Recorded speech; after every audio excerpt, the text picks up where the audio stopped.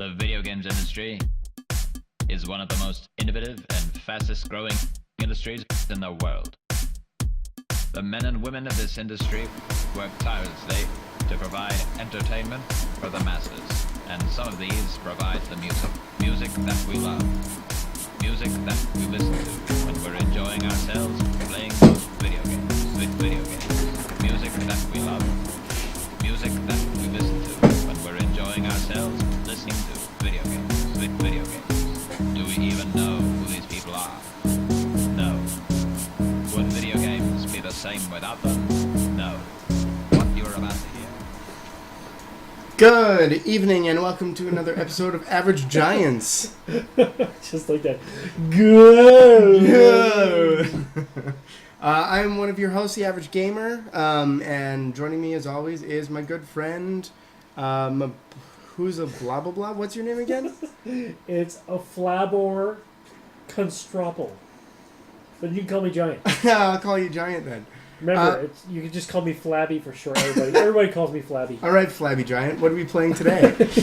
Well, we are playing a game that I have been way too interested in for at least a year and a half now, and it is called Solarix. Solarix. And we actually have a cat in the studio We have a cat making way too much noise. Playing with something that she's never played with before. Yeah. We're just going to switch our webcam over to the cat while we play this game. Yeah. And we also have Mark Gregory in chat with us, who is one of the developers from Solarix. How's it going, Mark? Anyway, sorry again, Mark. Would you mind just saying hi just to make sure everybody can hear you now? Hello. Testing. 1, 2, 3. You sound amazing despite being sick. So, Do I? people that are missing your voice are missing your voice. Yeah. This game looks amazing as well. Alright, everybody can hear you good. We're perfect now.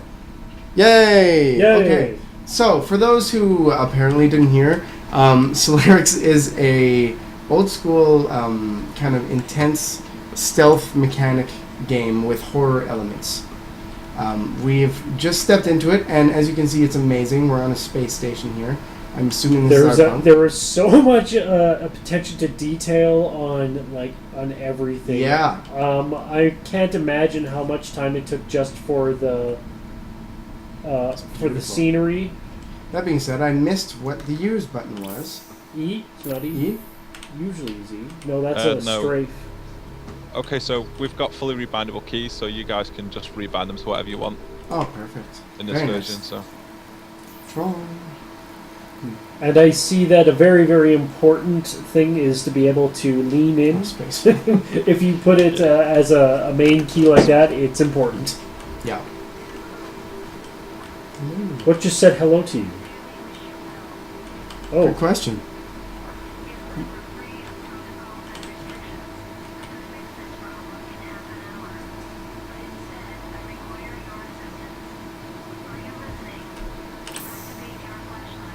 Yes, I am listening. neato.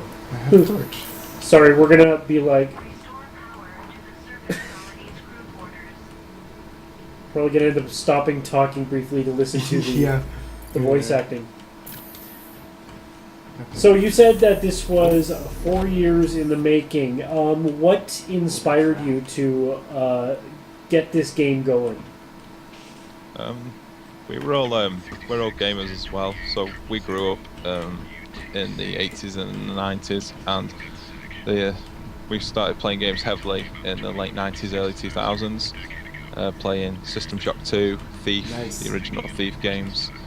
And we kind of just wanted to make a game that we would want to play. We saw the way gaming was going, and we really didn't want to play the type of stuff that was out, so we thought we'd try and make something that we'd want to play. A lot of the guys are modders, some of the guys have got experience in the industry, so we kind of all came together and came up with the concept of Solarix. Oh, interesting. This is such a beautiful game, too.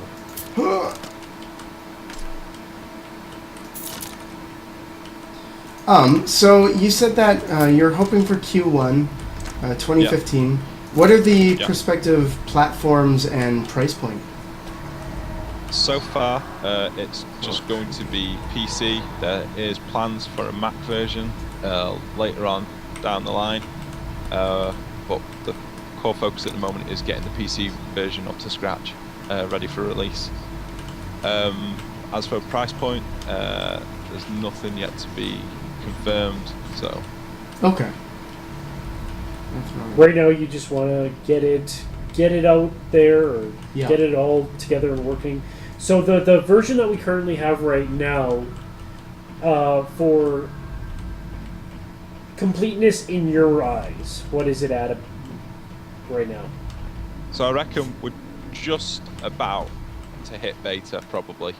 The way that Steam works is you can upload betas. You can't upload alphas.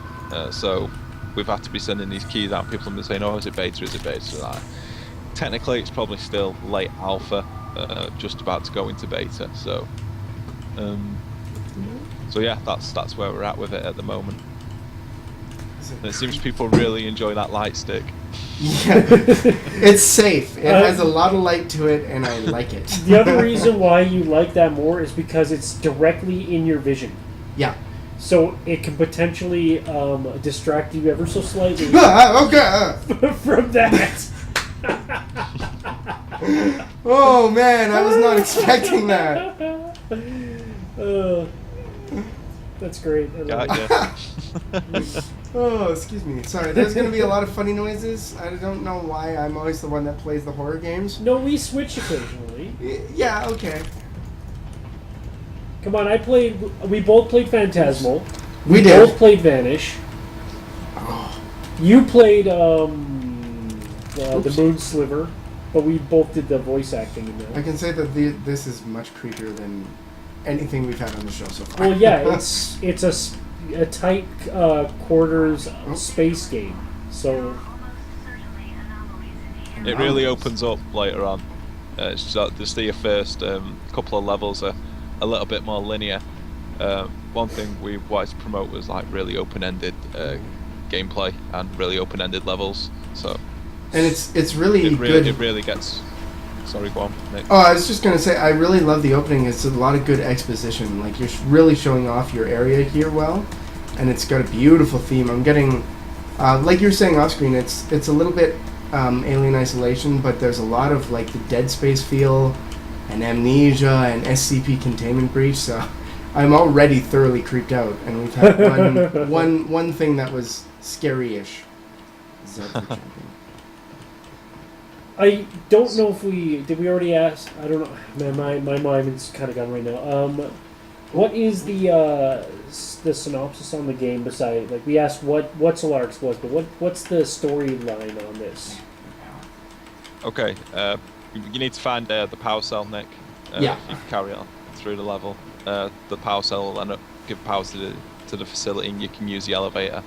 Cool. So, the synopsis is that you are Walter. You've woken up on the mining facility, on the mining planet that you've worked on for the previous 6 months, and you woke up to find that everybody's dead on the planet.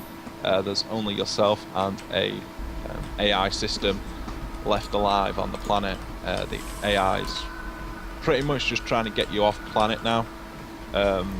The company Solarix have sent down their cleanup crew to wipe away all signs of the infection, and you're effectively being hunted Oh, good. by mercenaries. That's effectively the synopsis. The story then unfolds Oh, God. in a big way. We're really happy with the story. Story's a huge part of the game for us. As I said before, we're all massive gamers, and we all loved Bioshock and System Shock 2 for their story out there, the storytelling. So that's something that took a big influence on us. So, did you start with the story or just the general idea of the game? The general idea of the game, I'll be honest, we started with all the assets. We started building. We knew what type of world we wanted, and we started with the mechanics and the world building, and then we kind of formed our story around that.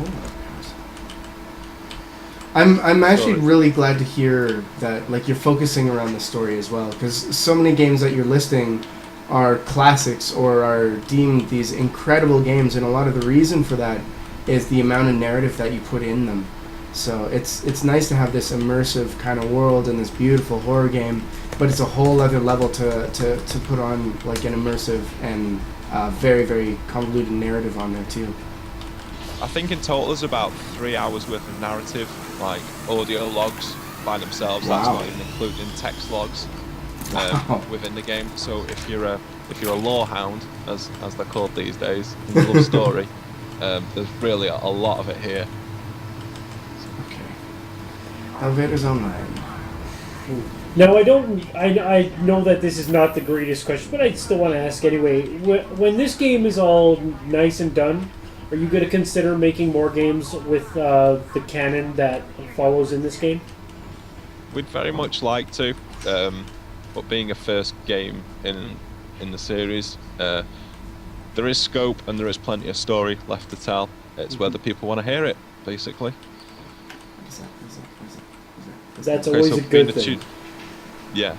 So being the tutorial level, there is one infected at the end of the corridor there that you're going to have to learn the stealth mechanics of the game to get around. So to get to the elevator. Oh, I love how it's an anomaly.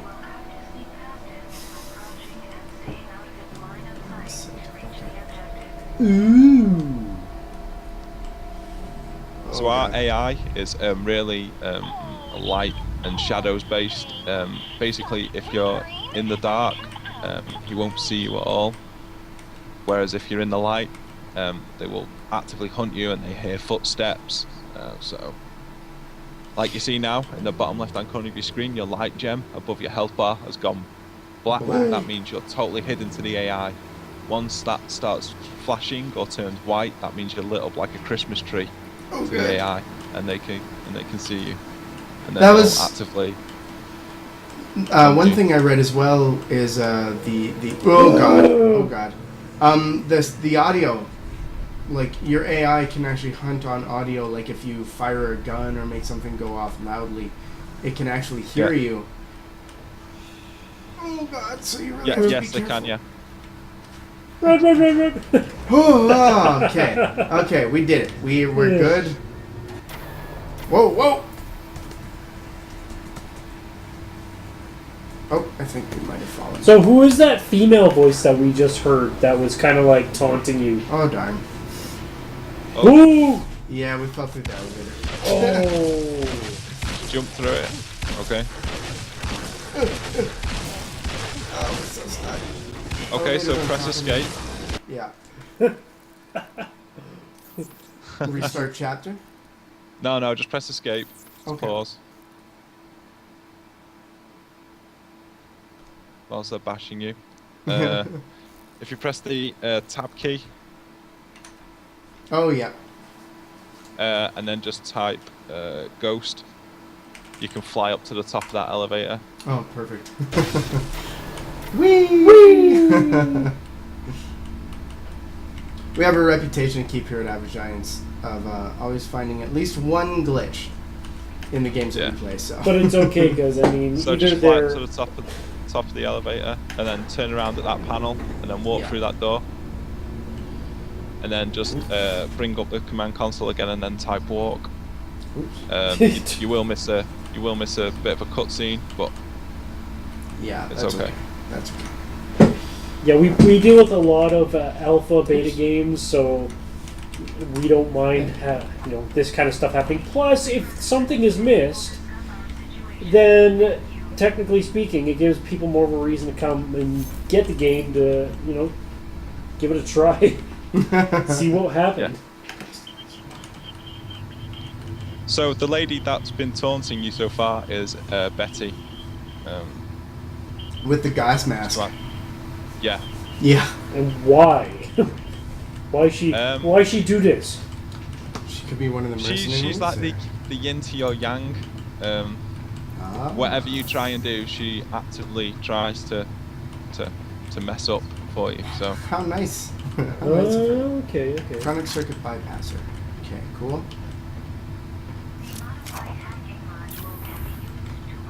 Did you give voice acting a try for your game, or did you leave it to people? I did the infected, so Oh, cool. yeah, just sat there with my iPhone, just trying to make some scary noises, and then we just shoved them in the voice blender, and we just really messed with the voice settings and put loads of different effects over them. Lucas did some stuff as well. Lucas Schuneman, he plays Gregory Hart in the game. He did some for us as well, but it takes a real toll on your voice, some of the stuff that we've tried to do. Oh yeah, I'll definitely. We didn't just want your normal growling zombie. That makes something, you know. Oh, here she's taunting me again.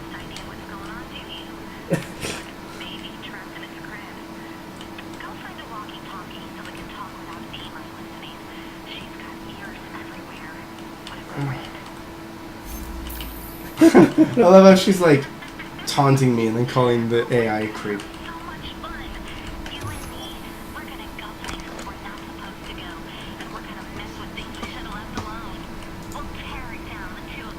So the hacking device that you picked up acts like a lock-picking minigame. Depending what angle you shoot the rays out at the door panels, determines how quickly you'll hack the doors. So later on in the game, when you're trying to get into a certain area and you don't want to kill the guards, or you want to get around the infected, but without them seeing you, is you'll be hacking it, and then you'll be constantly having to like turn around and check that they're not on their patrol route coming back to you. So it really adds some stress and tension to the gameplay. Oh, so she gave me a pistol. I just want to take a moment to just look at this environment. This is beautiful.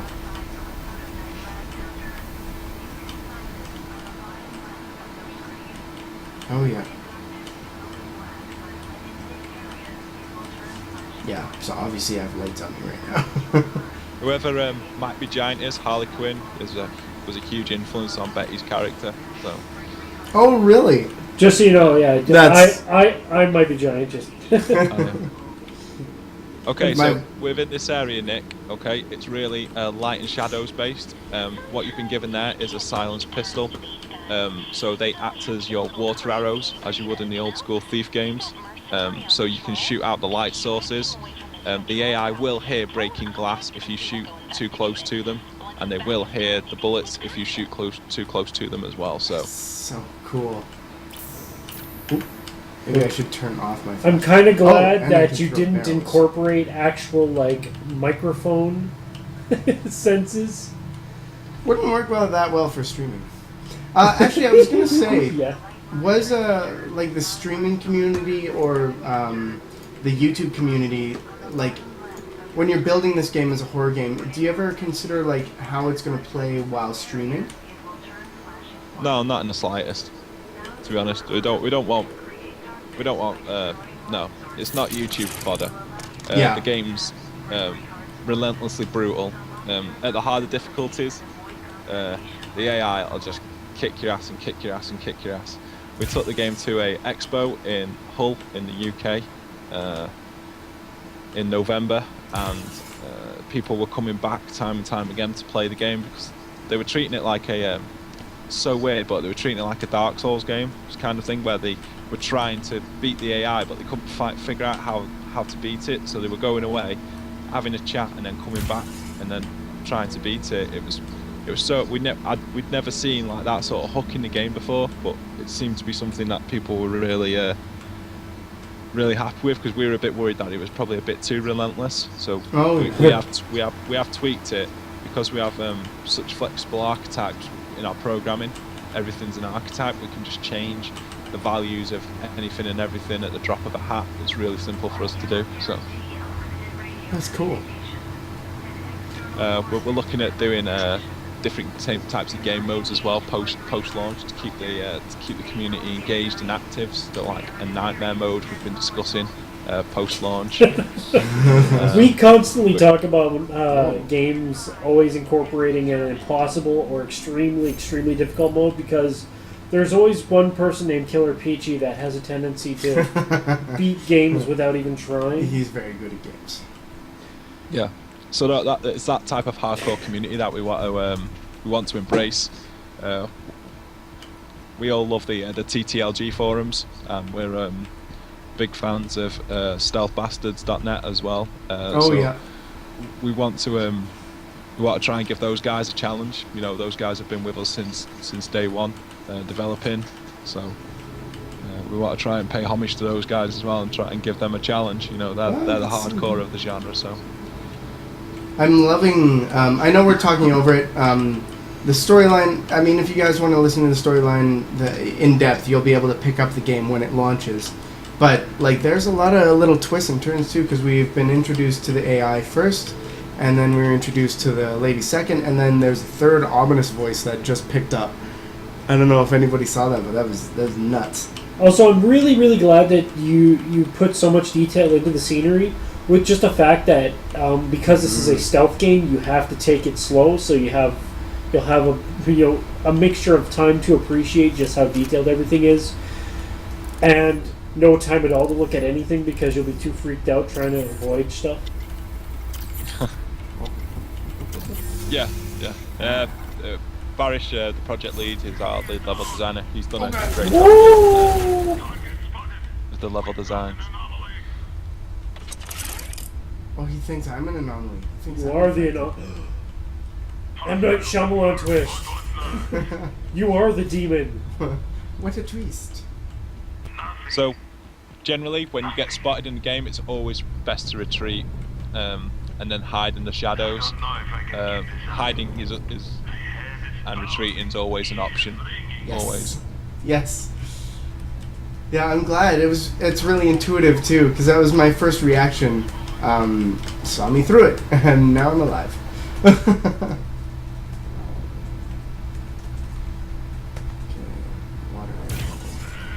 Oh, nope. Oh darn, that didn't work well. I don't think he saw me. Yeah, we're good, right? Blah.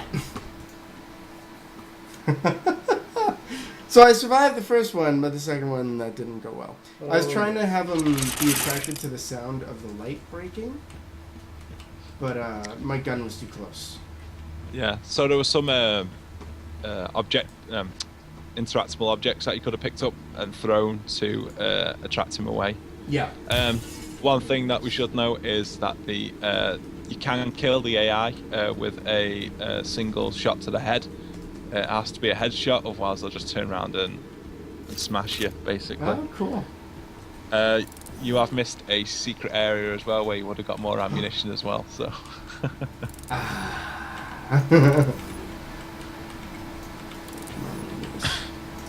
Where's the angle?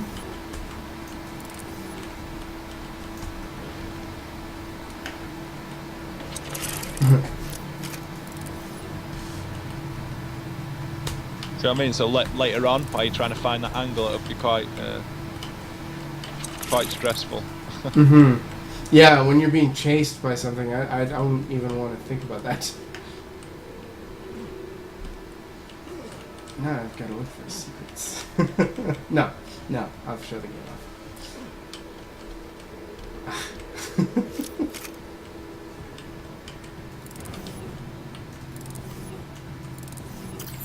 Oh, there we go.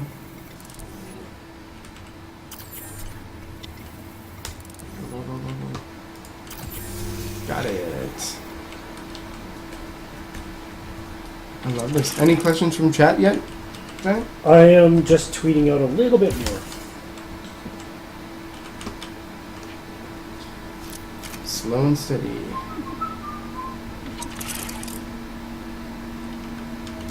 Okay. I can do this. So there's no iron sights either. So because Walter is an electrical engineer, he's not a soldier. So his use of weaponry is extremely limited, and any sort of use of like assault rifles or anything like that just wouldn't fit with a stealth game for one, and wasn't something that we really wanted to really, Mhm. we really wanted to do within story context. You know. I like that. Oh, done. So everything you do with weapons is quite slow, quite cumbersome. Takes a bit of time, quite a lot of time to reload.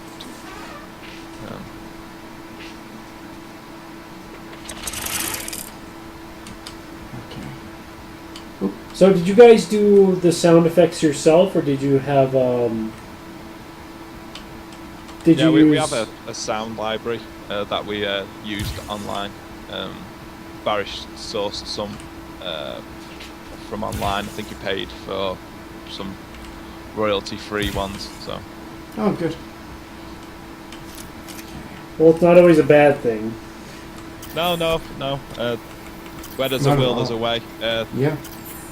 The game has been developed on next to no budget whatsoever. Personal savings have gone into the game. Apart from Wow. that, nothing else has gone into the game. So. Wow. That's I remember reading that you guys had a Kickstarter, but it didn't actually go through. So you're really No. proving right now that Kickstarters aren't needed to finish games. They're just much more convenient. Absolutely, it just makes things that much easier. When we launched the Kickstarter, the game was pretty much done. We probably failed to convey that message. So that's on us, that's our fault. So Kickstarter is very... I'd almost call it fickle at times. It's I'd an say interesting beast. if I'm being honest, I think Kickstarter's... I don't want to sound like an arse now, but I think Kickstarter's pretty much done.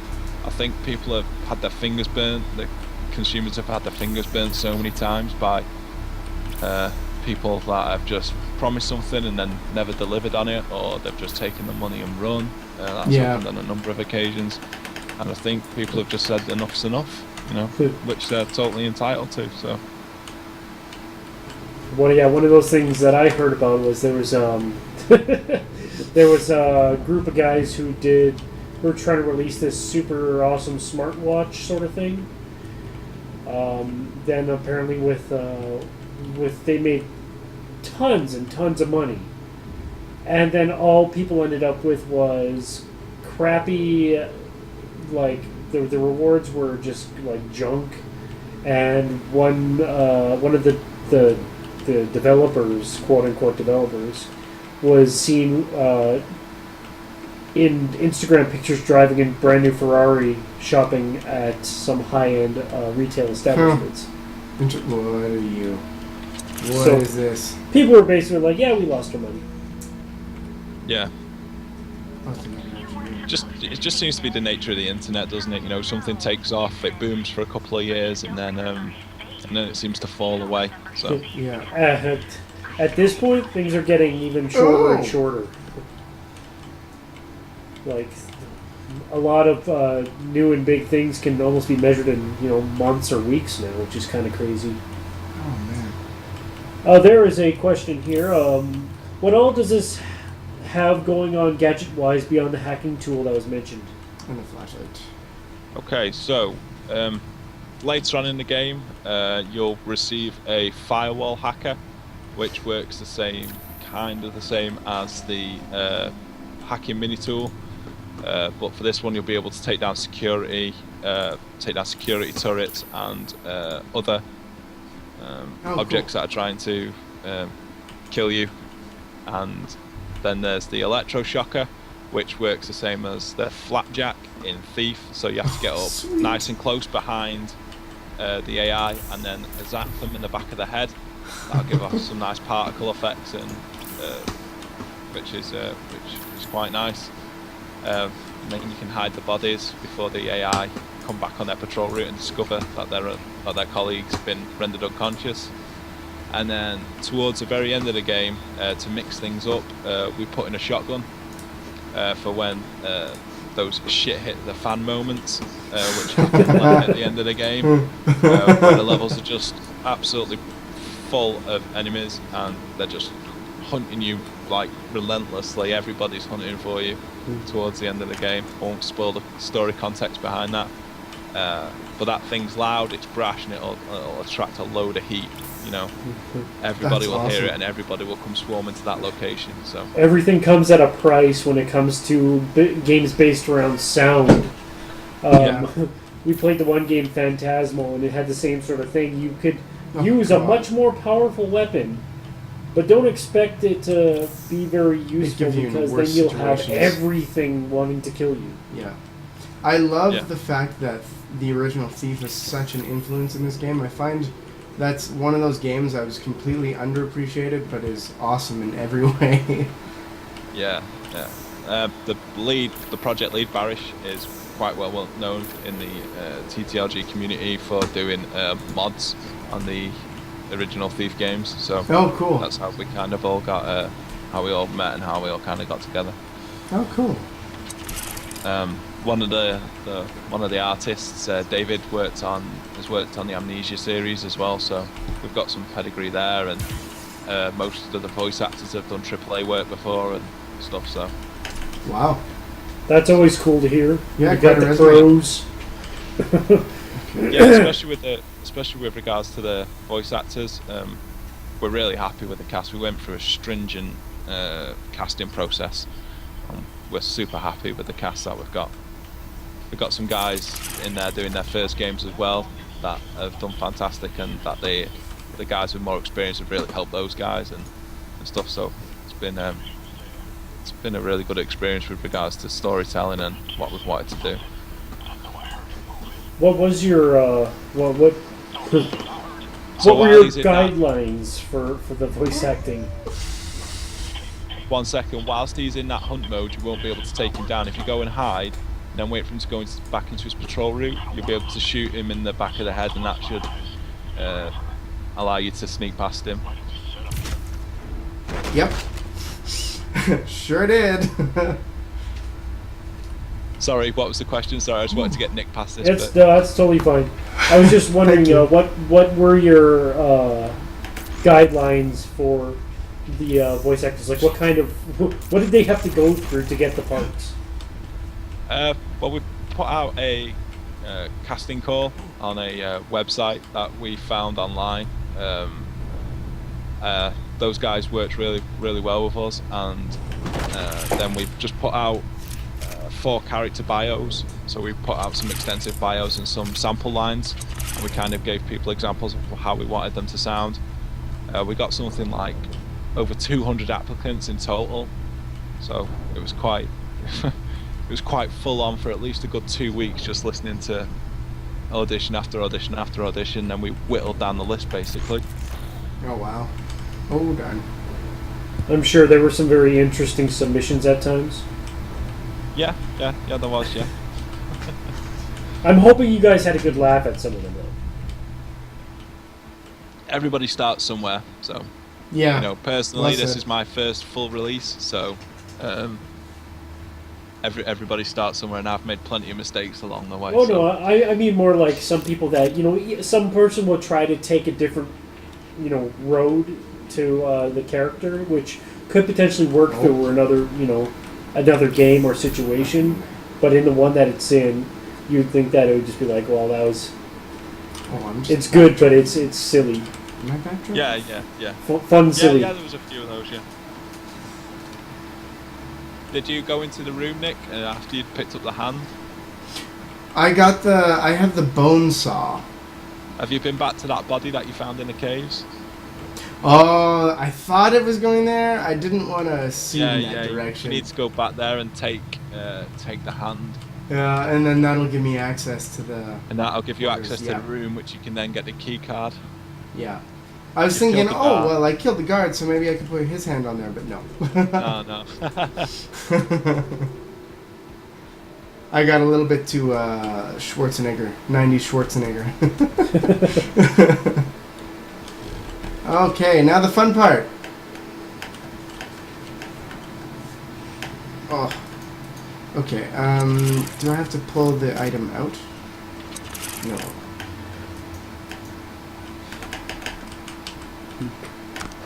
I'm pretty sure the only voice acting that we yeah. could ever do is hilarious voice acting. We could probably never do anything serious because We've tried our own hand at just for fun while playing some games, and either we end up laughing our butts off, or everyone else does. Yeah. It's difficult to get into. It takes there's acting and then there's voice acting. I've found personally. Yeah. Very different people. Out of sheer very different skills. Very different. Yeah. Out of sheer boredom, one day I decided that I was going to I think it's called like voice.com or something, where it's a whole bunch of voice actors that are for hire, and you can listen to their demo. And some of them are just commercials that they've already done. So random context was there, and just listening to some of them are just very strange, but it's interesting. We need to go into this dark corner and enjoy the rain. Now. Ooh, stereo sound. Oh my. Ooh. Oh, Walter, you should have been here. They locked themselves in and they tore each other apart. What about the last one? Did he tear himself apart? Probably. Is his name Tommy Wiseau?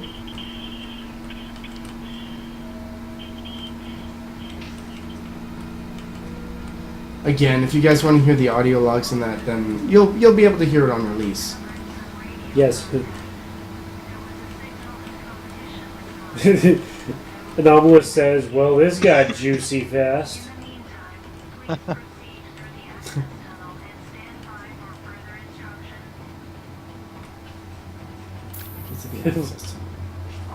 Oh. So this is done on. Is this Unreal or is this Unity? This is Unreal. Unreal. Unreal. The UDK version. So we've been a bit limited at times without having the source code. There's some things that we wanted to do that we simply couldn't because UDK has some of the doesn't have the full functionality. So we've been a bit limited in parts for things that we wanted to do. So. Is there ever thought or chance that you would be able to like port it over to that, or is that just not? If the or game maybe does- it'll be in a sequel. I mean, what we'd really love to do is to make it Steamworks integrated, so people could create their own content and create their own that'd be levels. lovely. That would be like the ultimate dream for all of us at the studio. But to do that, the engine is rather expensive.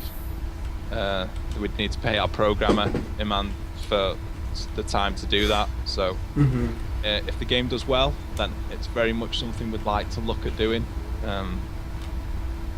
But it all depends on how well it does, really. Oh man, this game is so atmospheric. Are there any specifics of what you like a specific situation where you were limited using this current developer kit? Really, with like loading times and things like that, we're really happy with how well optimized the game is. We've got the game running on some really low-end machines, running really well, and running well on laptops, with some steady frame rates across the board, which we're quite happy about so far.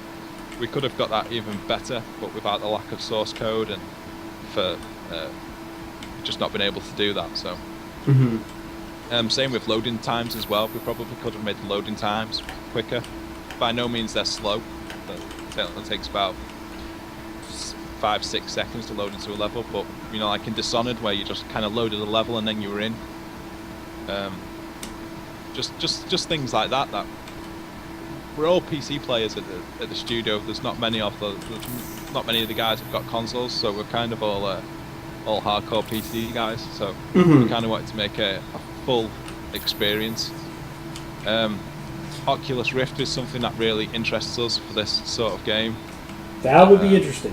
Were there any features that you guys were planning to get into the game that you haven't been able to yet, or you had to take out of the game? Not really. Not on a mechanic, not for mechanics or anything like that. So it's feature complete with regards to that. So. Oops. Just want to make sure. One thing that I sorry. Sorry, go on. One thing that I know I shouldn't be impressed by, but I'm still impressed, is that my brain is still in the world of like more classic games from like N64 era, and I'm like, whoa, there's absolutely no fog effect. You can see forever, and it's just something for me. Yeah. And so, I mean, considering you say what your limitations could have been based on the developer kit versus this, I'd say it looks absolutely fantastic. So, what you've been able to do, it's surpassed all of my wildest expectations. That's for sure. Yeah, the atmosphere in this is amazing. Oh, this car. I want to drive it. Let me in. Get into the Puma. Did that door not let you through then, Nick? Sorry, I missed that bit. No, it said incomplete objective. Did it? So I've got to, the voice just told me to hit an access tunnel. Oh, and right, wait for further because you've not, instruction. because you've got to get past this guard and you've got to collect the electroshocker because this is still a tutorial level. Yeah, right. So, Yeah, that's right. the electroshockers in the other barracks that you didn't go into. Yeah, that I will be going into. Oh god, that was not a good place to go. I'm noticing sometimes when I crouch, it'll stop my movement completely. Yeah, that's an animation thing. Okay. So, one of the So, questions... if we'd have raised the money on Kickstarter, that's the sort of stuff we could have fixed with the Kickstarter money. We were only asking for like £10,000, which is like $16,000. That's the sort of stuff that we could have fixed. It really blows my mind. That's just, Some it's of just the one of the things of Kickstarters- having no development budget. It's just one of those things you kind of have to work with. Yeah. It's just a limitation of the engine without animations. So. Like doing the newscast while we're doing that, there are so many Kickstarters that we would see that would just slip through the cracks. I don't know how else to say it. And it's so unfortunate because you'll see some Kickstarters that don't deserve the money, like you guys were talking about earlier, and end up with the money. And so many good projects that just fall through the cracks to the point that they don't have enough support, or just for no real reason they don't make it. So yeah, I'm sorry that you guys didn't do the Kickstarter. I'm amazed at the project you already had done. I'm glad that it was so far into completion when you started the Kickstarter.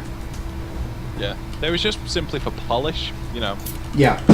That's audio. We wanted to be able to pay our voice actors up front.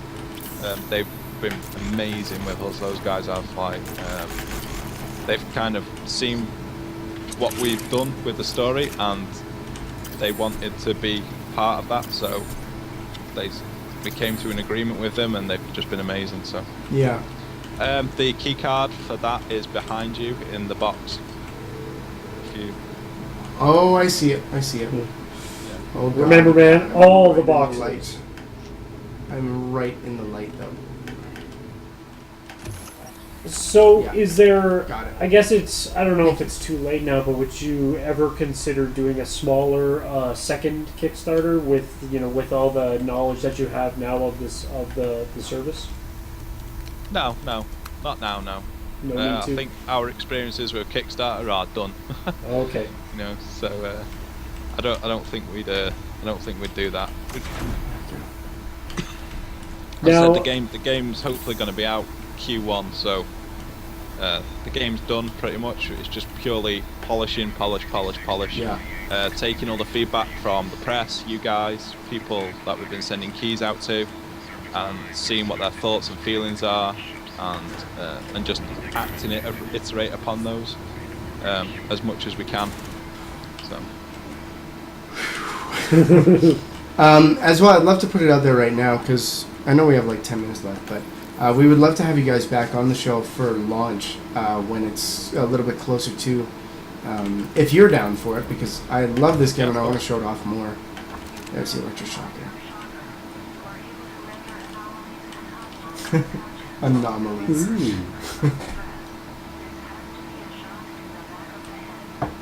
Oh my god. I enjoy sci-fi so much more over fantasy, so I get like a sci-fi thief, and I'm in heaven right now. This is awesome. Okay, Information terminal. So the one big question that we always ask all of our, well, the vast majority of the people that we have on is, has there been a bug or glitch that's been hilarious to find in your time? Yeah, like took us a little bit of time because of the animations, but when you used to, in the pre-alpha build, when you used to shoot the infected or the mercenaries in the face, their heads would disappear. But because of our programming, that took us quite a bit of time to get around fixing that. So, yeah, that was a really real time-consuming one. So.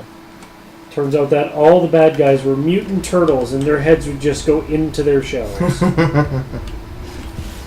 That's like what game is it? Space Sluggers. They had a glitch in the production version that we had where the bosses at the end of their levels would just stop. So it would make up this really intense music, and we'd be getting it was there all to the boss placeholders at that point, because not even the first boss was moving. But they said that they had it programmed, but it was just glitching that they weren't moving. Oh, okay. Yeah, we like to also make up good stories on if we do find any glitches. Okay, well that's why I'm not going to One kill of you. them crawling around. Oh God! Ah! Yeah. There's one of them crawling around. Oh, well done.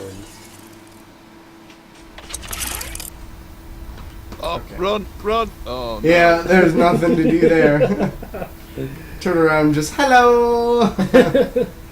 Oh, hello, mine turtle. That actually works incredibly well with what I was just saying. Oh. Shoot. You gonna do it? Can you make it? Oh yeah. I'm Should be able. in the You've darkness. got one round left in your pistol, haven't you? Or you went. Oh yeah, right. I guess I can do it that way. Just make life easier for yourself, so you can show people the third level. But he wanted to show his parent, or he wanted to see his parents again. Come on, you know that he's wearing a red shirt underneath that. He doesn't even have a name tag. Yeah, you don't even have a name tag. You can just lay down, and we'll just call it a day. 66, 10, 28, 16, 34, UTC. Exactly like I thought. Okay. Surface mines are affected. This has been intense. Yeah, stressful gameplay, something that we've really wanted to try and bring into it as well. You know, with the AI, the harder difficulties. I don't know. Didn't see which level you chose, but the harder difficulties, the AI just kicks your ass, man. So This is regular. it's a real slow burn. You know, taking your time, assessing what you've got in your inventory, and planning basically your approach to your objective. Later on, for the moment this is quite linear, but later on the game really opens up and the levels get absolutely huge, and there's going to be various different ways you can complete objectives as well. So that's something we're excited to see how the gaming community comes across. One thing we've taken stock of is the feedback so far is that we're going to, because the levels do get so big later on, is that we're going to introduce like a map, a static map, not so much a mini map that shows you exactly where you are, but a static map to kind of show points of interest around the environment. So that's something that we're going to look, but that's going to be an option for people, so they'll be able to say in the menu before they start the game, yes, I want the map system, or no, I don't want the map system. So it kind of caters to everybody then, you know. I think that's smart too. Having it as an option is always good, because you know there are people that aren't going to want to play with it because they enjoy the difficulty. But even having the option just to make it easier on like the people that are just getting into it or haven't played stealth, these types of games before, that is probably a positive decision, I'm thinking. Yeah. Everything like that's got to be an option for us, because we don't want to. We know we've got a hardcore section of the audience that are real big into stealth games, and the last thing we want is to kind of hold their hands as much as what we would somebody who's just learning the mechanics of a stealth game, or you know. So Mm-hmm.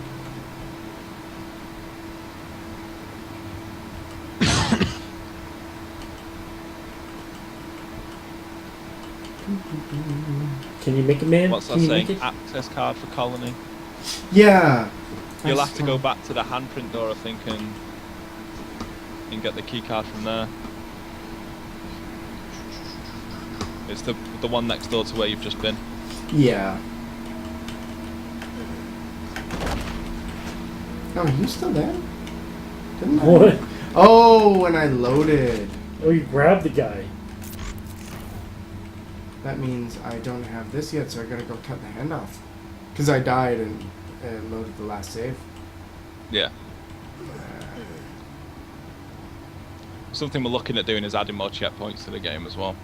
To kind of stop this backwards and forwards in all the time, you know. Yeah, which is good and bad. I mean, the threat of having to go back and do that much will add to the intensity, too, of trying to, like, beat it in the first try, or, you know, not to die. Yeah. People say that, but then Alien Isolation got trashed for that, so Yeah, we're kind of in two minds what to do with regards very, to that. very so. good point. That's... I liked Isolation. I didn't even mind the checkpoints like that being so far spread apart. But I did find that the game kind of dragged on a bit. All of it. Every part that makes you docile. Solarix is about a probably 8 to 10 hour experience if you're a story whore, like a lore hound. If you're not and you just want to burn through the game and try and get through it as quickly as you can, we reckon it's about 6 to 8 hour experience. So Yeah, and I mean, I don't we've even got mind. a story to tell. I don't mind like 50-hour games or something like that if your story is compelling and it keeps you going. I just found there were so many parts of Alien where it's like, oh, I feel like this is the climax, and then they tack on another 4 hours, and then oh, I think that's the climax, and they tack on another 2 hours. Yeah. Okay. So you should be able to go through to that door now and Oof. then get onto the 3rd level. Yeah. Fleeting Infinity I also asked what the price point was, but at this point, There's nothing. there is no else. price point. It's If you guys, the guys in the chat and people that will watch this later on, if you go to Steam and you search for Solarix and you hit the follow button, any updates that we push out, see what I can find. any announcements, Just Google Steam Solarix. you guys will be the first to know, basically. And if you want to add it to your wish list, please do. Please do. Yeah, interact with us on our forum. We have a forum, so if you've seen things in the game and you just want to say hey, or you want to talk to our community, then feel free to jump onto our Steam forum or our forum at pulsetense.com as well. So Oh man, that lady is creeping me right out. I love how little the flashlight does for you too. I need my light stick back. You're an engineer, not a soldier. Oh, whoa. Look at that. Besides the cure, we'll need diagnostic information on the contaminants in the mine. I believe the infection originated underground, where we first discovered the alien machine. so welcome to the forest. Crazy. It looks a lot bigger. Yeah, it is a lot bigger. So, personally, I love the foliage on this level. I think it's some of our best artwork. Yeah, definitely. Even the ambiance, like the sound in here, it's so organic sounding. It feels like there's a lot of life, and I feel kind of closed in because of that, which is good. Oh man. All the artwork, of course, is original in this. There's no placeholder. No placeholder, no stock UDK items. It's all original. They believe their efforts have halted the spread of the infection. Followed and wishlisted. Yeah, you ain't kidding. For the garage site, Thank you, Fleeting Infinity. credentials you locate. By all means, if people in the stream see things and they want to ask any questions, don't be afraid. Or we don't bite. You know, we appreciate feedback as much as any publication does. You know, so feedback's everything when we're at this stage. So Rampage made a comment too. I assume he's making a comment on me saying I love the ambience. He says, "Wait till you hear the violin," and he's completely right. We hear the soundtrack right now. It's Yeah, when you Beautiful. when you killed your first weirdo anomaly. anomaly, I heard the music started up, and I'm like, oh, that's not good. Oh my god. Is the music reactive? It is, yeah. Oh wow. That's So cool. Rampage is Brett. He's our lead QA. He's Oh, helped us cool. Find a lot of bugs. So That's good. Hello, Rampage. Yeah. Thank you. Yeah, spectacular job. Oh, we can go up you. I think you found somewhere where you shouldn't be going. To be honest, Nick, we probably Yeah. need to block off this area. Okay. I wasn't sure. I was like, maybe it's a secret area, and I'm just gonna impress everybody. But And here you have the backside of video games. yeah, it's like Stanley Parable. You've just reached a point of the game where you're not supposed to be in. Congratulations. Rampage wants you to go back there. It's like, wait, where was that? Go back there. It's right at the beginning of the forest, Rampage. It's a secret. Oh man. Oh. I'm gonna shock you. Then we're probably going to move on to the next guest. Unfortunately. Nope. I can see his yellow beady eyes. Oh, So you he don't won't be need able to- to see you unless you walk into his flashlight. So Oh, cool. And then he might turn around very fast. well, he will hear you if you run. If you walk or run, he will hear you. So Yeah, that's exactly what happened too. it's like Oh, he's still coming at you. these bits are really oh. It takes a lot of time to master the electroshocker. It's really is like the flapjacking thief. You have to. It takes time to master it. You know. Yeah. Oh, definitely. He says the plane is mad fun to climb. No! Dang it! Run. He's gonna He's keep got a going. friend over there. Okay, I'm done with the shocker. Step out of you. We're technically out of time. Like 3 minutes ago. 4 minutes ago. Oh, this game's so good. That is a shame. Okay, well, I'm gonna stop it there. I want to thank you, Mark, for joining us. Like Yeah, I no said, when you guys are closer to launch, I'd love to set up even like a 2-hour show if you guys are okay with that. Or even when you launch, yeah, whichever you feel most comfortable with. yeah, that's usually a pretty busy time. So. Yeah. Anyway, we can talk about that after. Yes. Yeah, sure, no problems, guys. Yeah. So for everybody that's interested, that was Solarix. It's not currently available, but you can follow it on Steam. Make sure to wishlist it as well. Hopefully, it'll be launching in Q1 2015. So very, very soon. Yeah, we're in it right now. but- Yeah. Currently in it. Yeah. Be sure to follow us on all the socials as well, guys, just so you can keep up to date in case you miss something on the Steam. So on Facebook, Pulse Tense Games, and on Twitter, Pulse Tense Games as well. So Yeah, we'll try and find some of those. The links also you can find on our Twitter, so in the tweets that we put out. At Yeah, I Advertise. spammed all my social medias today for the. Yeah. But other than that, thank you so much again, Mark. It was a pleasure playing it. I'm stressed.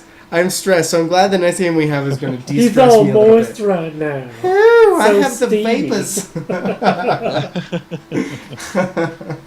But yeah, so we're going to be back in probably 3 or 4 minutes. We're just going to set up the game and get our developers in the call.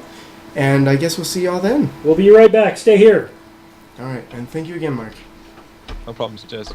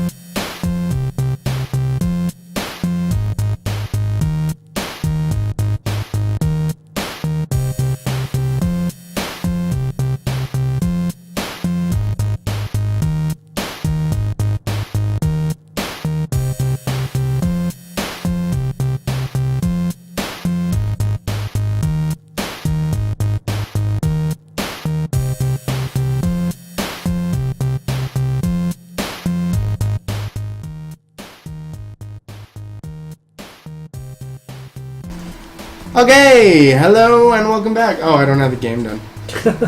So the game we're playing next is called Not Everything is Flammable. This is kind of a neat one. We're going to grab the developers here in a second. This one, how should I explain it? It's like the Impossible Game, kind of? You're a thing. You are a thing. And everything, almost everything, but not quite everything, you can set on fire. Yeah. Many, many, many, many, many things are able to be set on fire. Whoop, that's almost got it. Nobody look at their screen right now. Yeah, don't do it. Don't. Oh my God. Don't look at the screen. We're professional, I swear. This is professional. Boop. This Done. is how they all do it. Yeah. Okay, so this is going to be Not Everything is Flammable. Hopefully you guys can hear me okay. Hey, it's Jade. Hi, Jade. She used to work with my wife. When? Secura Jade. Where? At the her last job. I don't want to mention it on stream, but at her last job, oddly enough. At the hardcore pornography store. No. All right, so we're gonna get Mac and hopefully David in chat here. Calling them now, and then we'll adjust the volume accordingly. This one's gonna be fun to play. Hello. How's it going? Pretty good. How are you doing? Doing great. Thanks for having us. Good. Yeah. And is Mac okay? Mac, yeah. Mac. Totally. Perfect. Um, And then I got yeah, just wanted to David. make sure David got connected. Yeah, looks like he's connected. Add him, and then we're good to go. Hey, hello guys. Hey, how's it going? I'm well. How's it going over there on your end? I'm stressed from our first game, but Now we're gonna end up having a whole new stress because this will be a. but with this beat, I think we'll be okay. So for our guests, yeah. For our guests, would you guys mind giving us a quick synopsis of what Not Everything is Flammable is all about? Sure. So Not Everything is Flammable was created during Global Game Jam 1 year ago, roughly this weekend, actually. Wow. We ended up, yeah, so we made the game there. We got a lot of really good response making the game there and decided that we wanted to create a full game out of it. So we're actually students at Carnegie Mellon University's Entertainment Technology Center and pitched the game to the faculty, and they approved it. Basically, we get to work on it for 3 months after that.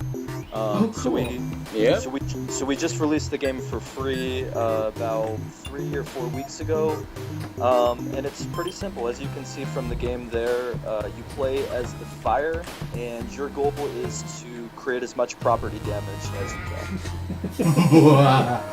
Oh, Yep. oh, that's it for. Oh no! Come on! Yes. Nope. Yeah, looks like you guys have gotten the hang of it. I played it once or twice before the show. Right. Just to I had to see. I saw the screenshots and it's this beautiful pixel art. And yeah, very intuitive. The controls, it's literally left, right, and up. Yeah, Which is nice. 3 buttons, yeah. That was something for the Game Jam. We wanted to have a very simple game, a very simple gameplay. And what we found afterwards was that, like, the game's pretty difficult, but anybody can pick it up. Just because the controls are so easy, it's pretty simple idea. we Mm-hmm. like making simple games that grow increasingly more complex. So I guess hopefully this game has become like that for you guys. So I just finished playing Potato Man Seeks the Truth, and right now this game is near and dear to my heart. Because, whoa! What? That was a lightsaber. But yeah, I'm all about the indie games. I'm all about the pixelated games. I'm all about rage and games that I have this this very interesting llama. You I just set on I just fire. killed the llama. Eh, Sorry, llama. But I have this this one series that I have on my YouTube channel called 15-minute Blind Rage Challenge. Excellent. Where what I'll do is I'll play a rage game that I've never played before. Maybe I might have seen, but I've never played. And I'll see how far I can get in 15 minutes, and then let other people try their hand at Yeah. Cool. seeing how they can do. So this looks like it would fit in perfectly with that. Wait, okay, question though, why 15 minutes? Like, how did you arrive at that arbitrary? Because what I found is that going for anything longer than 15 minutes really just kills. You have Doge! Oh my goodness! But yeah, going at 15 minutes gives it so that it's not too prolonged of a time limit. Yeah. I was actually almost thinking of putting it down to 10 minutes, but being rage games, you can't get terribly far with 10 minutes. So. Exactly. That's something about our game is like usually you need a little bit more time than that to master the game or to kind of pick it up and be able to understand all the little nuances in it.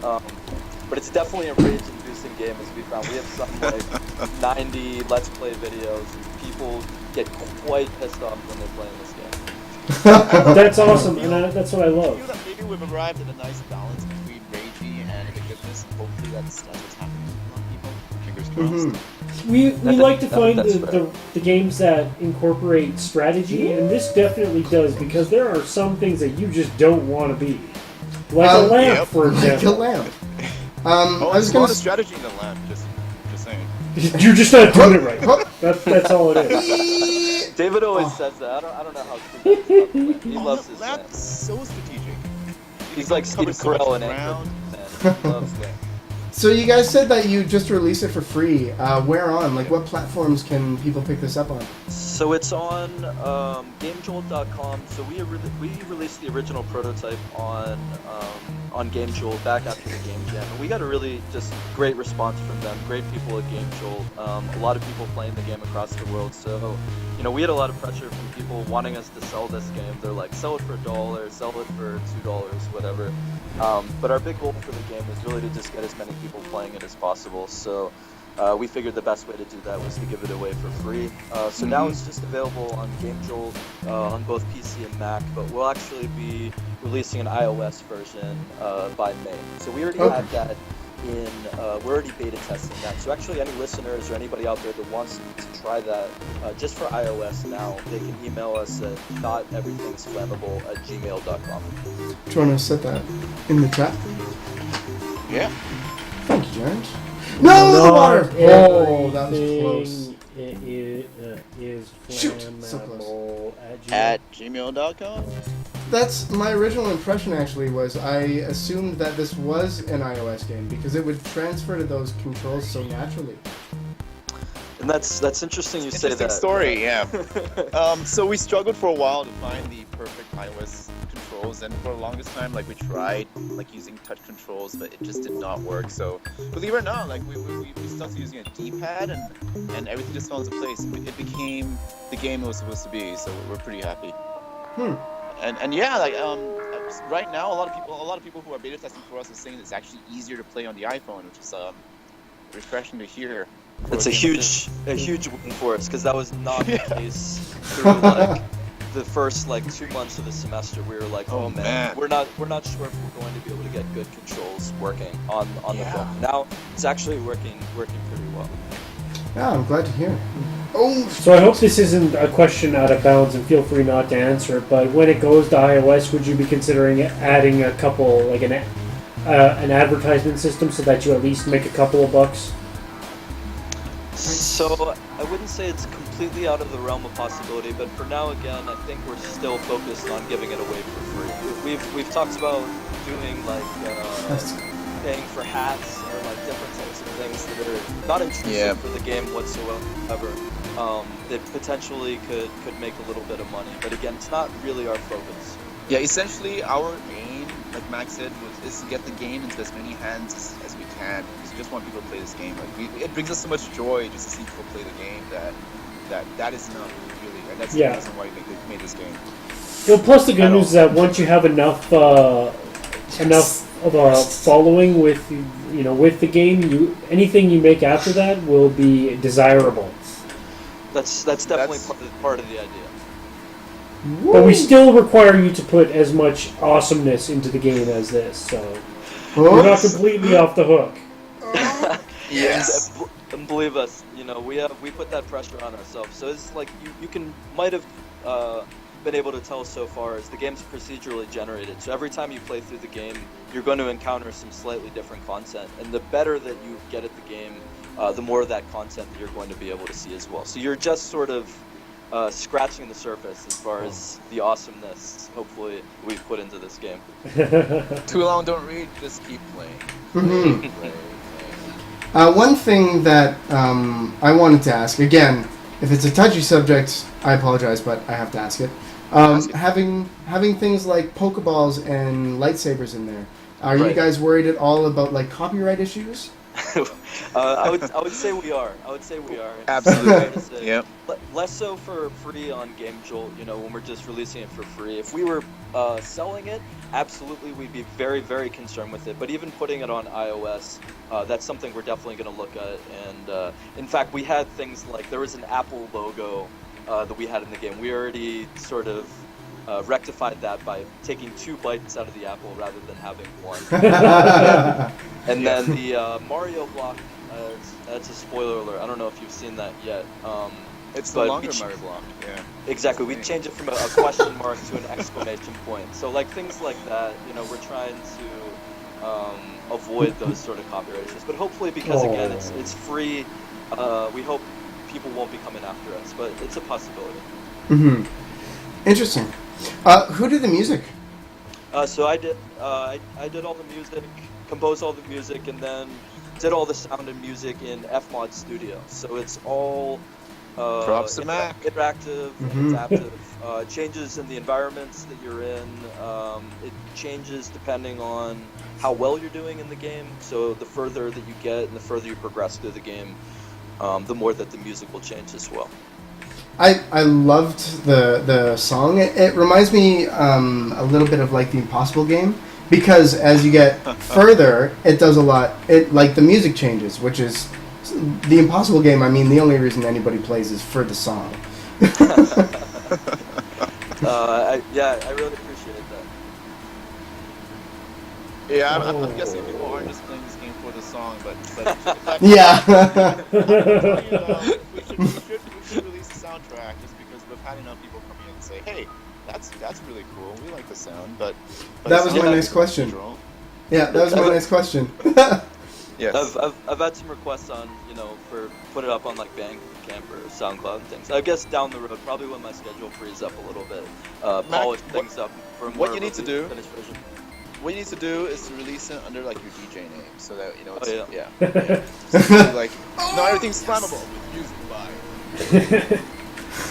So the next question I have is, how do you hit water? See, not everything is flammable in this game. Exactly. But I was gonna ask, so would you ever consider doing commission work? Because people do like the music that you make. Would you be willing to offer, like, go on Fiverr or something like that and write a song or something? I'm all about making games and making music for games, particularly interactive music for games that use music creatively. So I'm very much open to that idea, collaborating with people and making music for their games. Absolutely. That's right, everyone. You heard it right, straight from this. Mac is a free agent. He can make music for you. He will make you all the 8-bit music you need. Well, that's how I ended up with the music for my channel. Was the composer from the game called Hyphen. Yeah, one of the first games was one of the first games that we ever Let's Played. Yeah, it was. And Wow. the My guy, first interview.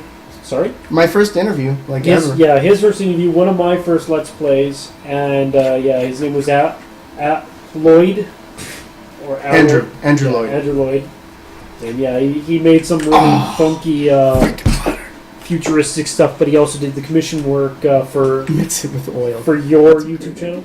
Yep. Yeah. Very cool. I Yeah. was gonna ask something. I can't even remember now. I'll get to it. I'll remember it. The fire is so realistic. How did you do that? Thank you. Actually, I was gonna ask, how difficult was the programming to get the fire to jump between items like that, where you're changing the player's perspective. So I was wondering, like, what you guys are using to make the game and how you did that. Okay, I think this one we should actually call out like props to Alex, the third member of this team. He's a programmer. So Mac did the sound and production. I did the art and design, and I mean, we all did a bit of design, but sort of like David's lead designer, absolutely. Yeah, and Alex is on the show today. He's really the chief engineer. Like during the game jam, when Alex showed us, like we had the concept we pitched to him, and he made it work with the fire jumping. We're like, okay, this can work. We're gonna make this work. This is great. Yeah. So he did the magic. Yeah. So, unfortunately, he can't be with us today. But yeah, so 3-person team: Dan, David, Alex, and Mac, myself. So definitely could not have done it without him. I wish he could be here to tell you a little bit how he made that magic happen. Yeah, no worries. Yeah. Whoa. Oh, fridge. You've been fridge. I have been. There we go. Boop, boop, ding. It's so funny. We're watching Oh, there it is. the feed like in a 5-second delay, so we have to anticipate exactly what exactly. Oh yeah. Are you guessing like? Oh, I bet he actually died here. I bet he hit this. Yes. Wait for it. Yep. Yeah. So does each item have its own amount of time that it is flammable? Yes. Short answer. But Mac, you want to say something? Yeah, basically. Well, I guess the amount that it'll stay there before it burns out is relatively constant. But each item has its own amount of fire or its amount of health. Generally, bigger items like refrigerators will have a little bit more health. Right. So what you need to be is a refrigerator. Yeah. But then again, refrigerators are slower, more cumbersome. So essentially, we try to balance everything according to your size. If you're smaller, you're more nimble. You have like a smaller health. If you're bigger, you be harder to move, but you have a lot more health. So generally, that's the rule. But there are exceptions. So careful. Yeah.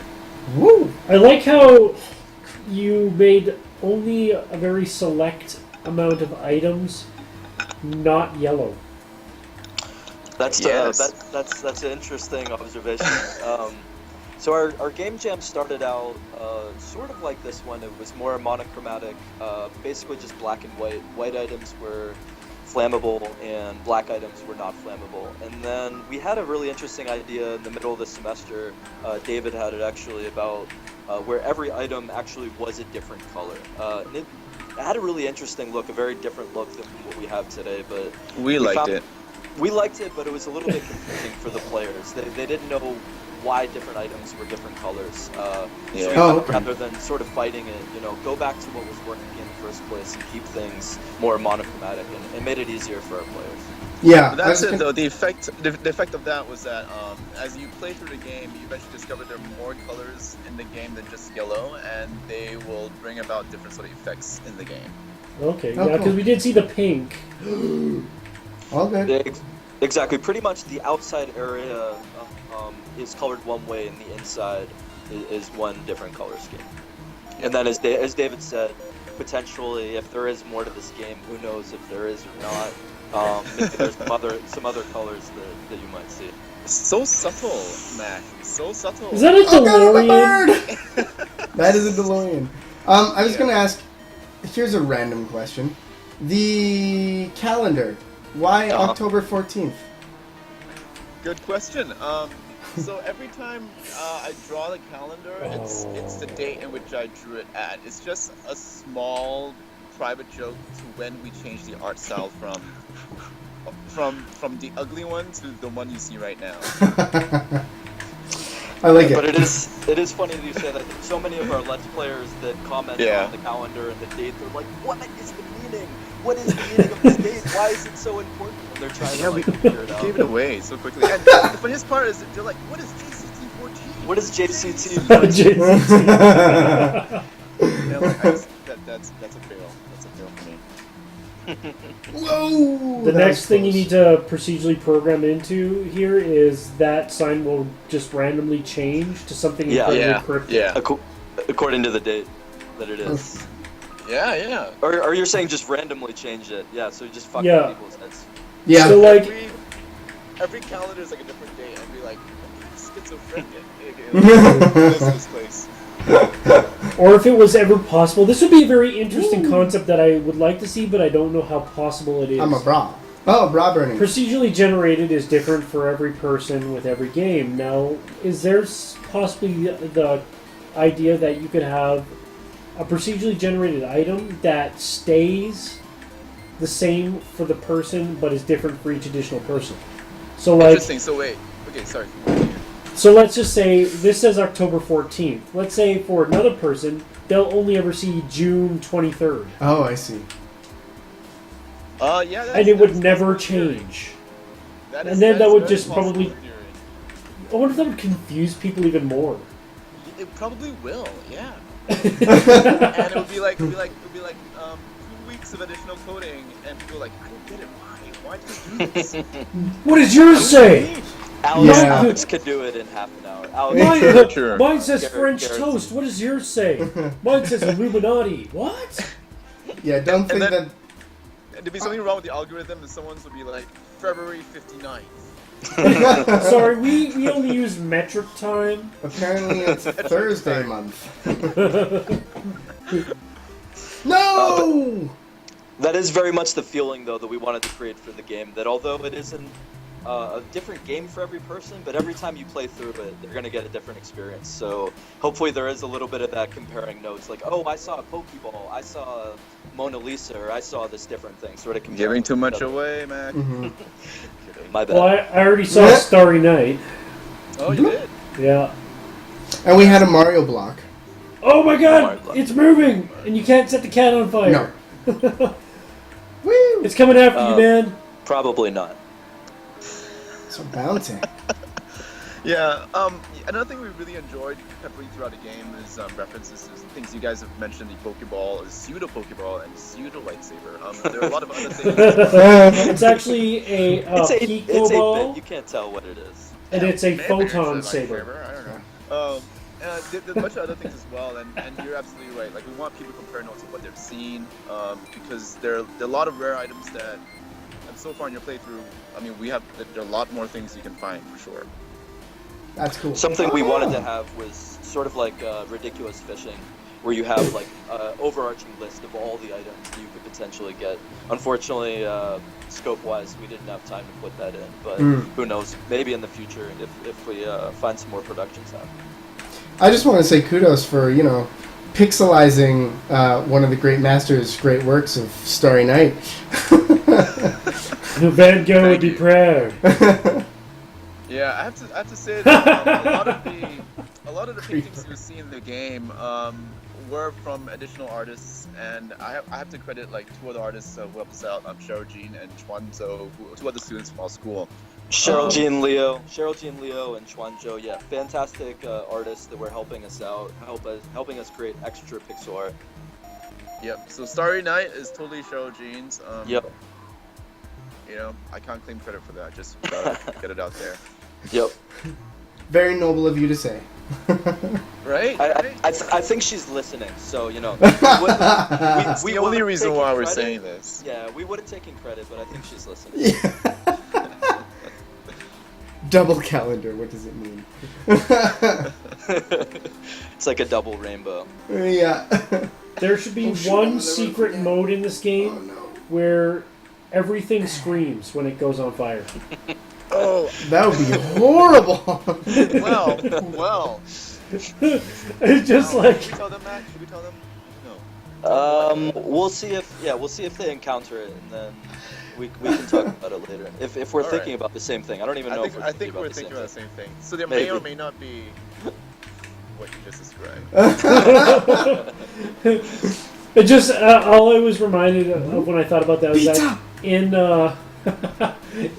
Binding of Isaac Rebirth they have those what are they called, the seed levels, the seed games. And Oh, yeah. one of them you can, if you put it in, I think it's called fart noise, where basically every sound Really? effect in the entire game is converted into a fart noise. Dear Lord. Fantastic. And while it's horrible, it's so damn funny. That actually brings up a good question, though. Is there any way that you guys are planning for the community to like? Do you have any online leaderboards or anything that you're gonna want to put into the game?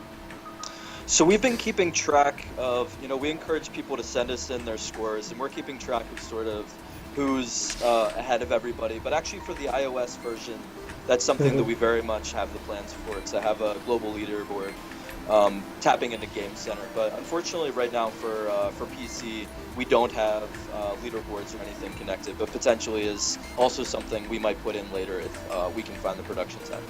Cool. Yeah. So right now it's like an old school leaderboard. You mail us a score and show us a screenshot, and we believe you. Is there ever a Your thought of honor putting system. distance as well? We didn't really. I don't think we So I mean, considered that much. early on we thought about it as another sort of metric, but we realized, you know what, it would just confuse people further because, you know, like, it's not hard to go on forever, but whether or not, you know, you start burning more valuable things, that's really the challenge. So instead of having people compare two different things, we just want them to compare one. But then Yeah, also that you makes saw sense. That's smart. The progress bar on top loosely sort of shows Yeah. how far you get. It's really how many items you burn rather than the distance that you're traveling, but also it does give an idea of how far you've gone through the game. Yeah. Mm-hmm. And it has that whole kind of Princess Katamari shtick going on. Right. You guys did well. Like, you guys managed to scale up very quickly. That's Most people are not able to scale up within their first half hour of play or so kudos to you guys. so props. Thank you. These guys have played some games before, I think. Gamers. A few. Yeah. We're very subpar gamers, but we're learning. I'm average. Come on. you guys are pretty cool. Like when we were watching the previous, we watched the slides just now. You guys were having a blast. Yeah, If you that go- game was. I gotta give it a shout out. That was an amazing game. We've been wanting to play that one for a couple of months now on Average Giants, and I'm glad we got them on. Yeah. Now, if you're ever bored and you want to see just how crazy things can get, Oh, go God. to the No! episode of Average Giants for Windward. Oh, that That one was was cool. 2 weeks ago. 3 weeks Three. ago. 3 weeks ago. Well, anyways, it's a game where it's basically a real-time strategy with boats. No, it was more of an MMO because you had classes. Oh, that's right. Well, it was an everything game, but with boats. It was And nuts. But one of the things that we ended up doing, just out of sheer insanity, was we started talking in pirate voices Yeah, that And was an doing- interesting day. and doing the occasional Simpsons reference to hot pants. Oh snap! There we go. Is there Hell any way yeah. we could induce that right now? Like, It doesn't quite work with this situation, but Maybe Um, maybe sheep voices or something. If I was doing your game, it would probably be more of I'm on fire. yeah. I'm finally a sentient being and I can't feel pain. No! Oh, How long have you water guys been glasses. doing this show? How long have you guys Oh, been doing this good show? question. Just 2 weeks short of a year. wow. Congratulations. Thank you. Fantastic. Yeah, And we you have know- not missed a week. I cannot believe that little Yeah, fact. neither of us have missed a week, but I'm totally gonna bones that up Yeah. because I'm going Oh, on you guys just vacation. jinxed it. Oh, No. no. I'm going. On, When are you going on vacation, I'm Giant? going on vacation 2 days before our 1 year anniversary. Oh, Wow. I know I'll be gone for Wow. 2 weeks, but record a couple ahead of time. no, we don't do that. Because one Blech. thing that we try to keep constant with our show is that we like to have audience participation as well. Yeah, we like to keep it live and keep it with all of its horrible, horrible flaws. Fair enough. Of which I must say that we have a mandate here at Average Giants that when we have people on the show, we need to see at least one game-breaking glitch. And I have been unable to break this game yet. So kudos. I don't know. I think I might have saw one where there was Yeah. nothing. You saw the one spot where there's absolutely nothing. I don't know. I was on the roof in a balloon. Oh. That was my fault. Entirely my fault. There are no glitches in this game. You found the secret. There are zero glitches. The glitches. There are no glitches. No glitches. Biggest glitch ever. And speaking of that, was there ever a time where there was just an excessively hilarious glitch that you? That was found? my next question. All the time. All the time. Yeah, all the time. Man, I don't know where to begin. What's your favorite? Let's see. Or your top 10, you know. Yeah. So one classic one from the Game Jam. We were doing a Game Jam talk for getting some of the guys prepped for the Game Jam next weekend, sort of recounting some of the stories from last year. And there were so many things for Game Jam, you don't have time to fix all the glitches. So we had a ton of different ones. So there were just certain objects that didn't have gravity applied to them. You would, if you nudged into a shirt, they would just kind of float up into the sky. I think those kind of things I remember were that. always some of my favorite. Oh yeah, I felt bad fixing it as well because like we rewrote a new physics system essentially for this game, and one of the things that had to go was the like maxed like free flowing items with no gravity. But that was really funny to watch though. Just like things floating up into space. And it's fun making sort of a new narrative for it. You know, obviously this takes place in some sort of space station where sometimes the the anti-gravity system gets turned off or something, and sort of float up into the air. That's the thing. You know, when glitches happen, you just got to kind of roll with it. Yeah. Exactly. You know, I would love to see a developer at some point, like when you finish their game and you've got the thanks for playing screen, of just having like a montage of all their favorite glitches. All their favorite glitches. Yeah, as your credits go by, because it'd be so. I would watch that. Oh, it's like video game bloopers. That's the yeah, exactly. Yeah. I like it. And have like a commentary over it, like.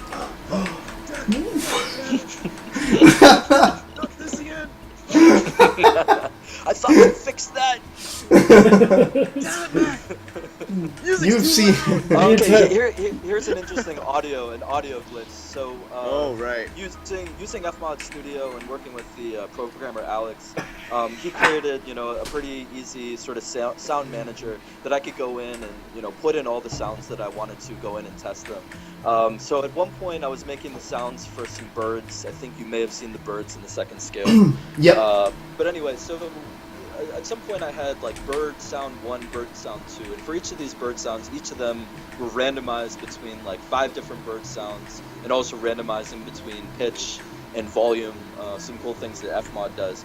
But then at one point I decided, okay, I don't need 2 different sets of bird sounds. I'm going to consolidate it all into bird 1 or whatever. Oh dear. And so I went in and I deleted bird 2.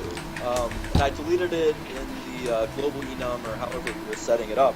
All of a sudden, Alex is playing the game, and he's like, "Hey, Mac, what's that sound that the squirrel's making? Because it kind of sounds like a lawnmower or something." So what happened is the entire list, so every single item, because I deleted one item from the list, everything got shifted down one thing. So, like, birds were making refrigerator sounds, squirrels were making lawnmower sounds. And it was just complete pandemonium audio-wise, like nothing. I thought that we should have released that game as like like a point no. 0.1B or something. Art glitches, programming glitches are okay, but audio glitches, no. I don't mess around. Like none of that. The rooster says kikeriki. The cow says shazoo.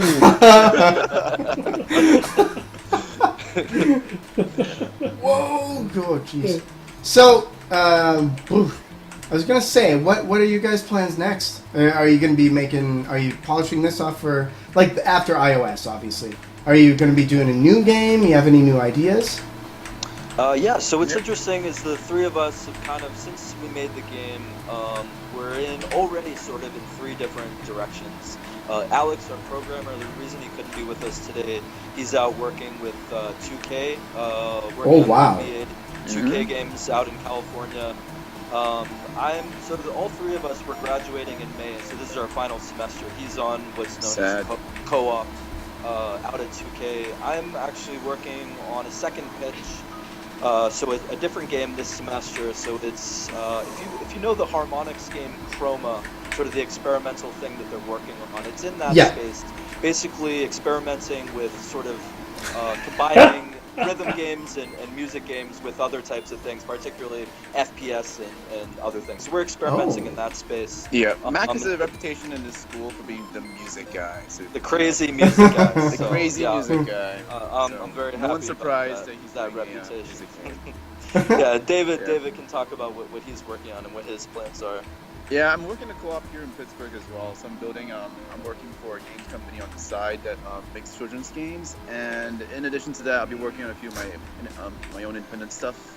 But ideally, like I think once we're done, once we've graduated from ETC, I think we're all busy looking for a job. Essentially, because I think that's why we went back to school, to hopefully work in video games. Yeah, that's cool. Yeah. Well, I'm glad things are going so well for you. This is a great game to have on that resume. Obviously, this is Thank you. Yeah, have you guys found, like, how has the reception been? I know we talked through the IGM email, but before that I hadn't heard of you. Yeah, so we haven't done much marketing yet for this game, but even without that, the reception's been fantastic. So we just hit 20,000 downloads on Game Jolt. We were featured on the front page of Game Jolt, which helped a lot for getting so many downloads and views. And actually, just today, this morning, we got a feature on PC Gamer. Congratulations! Yeah. Thank you. Yeah.